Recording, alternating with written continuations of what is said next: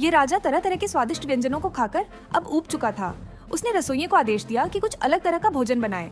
रसोइये ने दिमाग खपाकर कई नए और अनोखे पकवान बनाए, लेकिन राजा को उनमें से कोई भी पसंद नहीं आया। राजा ने रसोइये को चेतावनी दी, अगर अगली बार भी वह ऐसा भोजन न बना पाया जो राजा को पसंद आए तो उसकी गर्दन उड़ा दी जाएगी। लाचार रसोइया वापस रसोई में लौट आया। अब उसे बिल्कुल नहीं पता था कि राजा आखिर चाहता क्या है। उसके मन में बार बार अपनी गर्दन कटने का दृश्य घूमने लगा। बहुत सोचने के बाद उसने अपना सामान पैक किया और भागने का फैसला किया।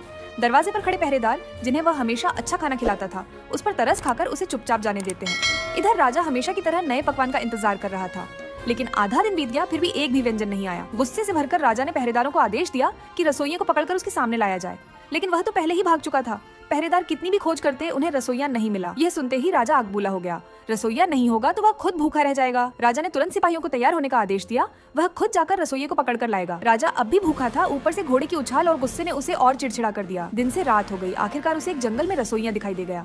राजा उसे टुकड़े टुकड़े कर देना चाहता था। उसने रसोइये को नीचे आने के लिए चिल्लाया, लेकिन रसोइया डर के मारे नीचे आने को तैयार ही नहीं था। तब राजा ने सिपाहियों को पेड़ काटने का आदेश दिया, लेकिन सिपाही जानबूझकर धीमी गति से काम करने लगे, क्योंकि रसोइया अक्सर उन्हें स्वादिष्ट खाना खिलाता था और वे भी नहीं चाहते थे कि पेड़ गिरते ही उसकी मौत हो जाए। काफी देर तक ढिलाई देखकर राजा खुद ही कुल्हाड़ी लेकर पेड़ काटने लगा।